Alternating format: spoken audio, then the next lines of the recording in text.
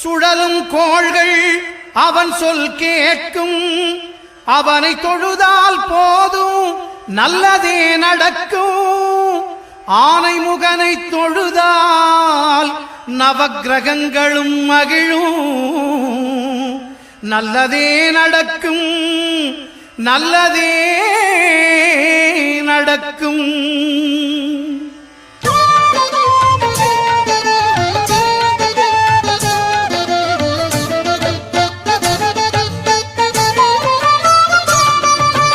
ஒன்பது கோளும் ஒன்றாய் காண அங்கு கற்பகம் என்னும் கடவுளின் மெய்யில். ஒன்பது கோளும் ஒன்றாய் காண அங்கு கற்பகம் என்னும் கடவுளின் மெய்யில். சூரியன் முதலாய் 9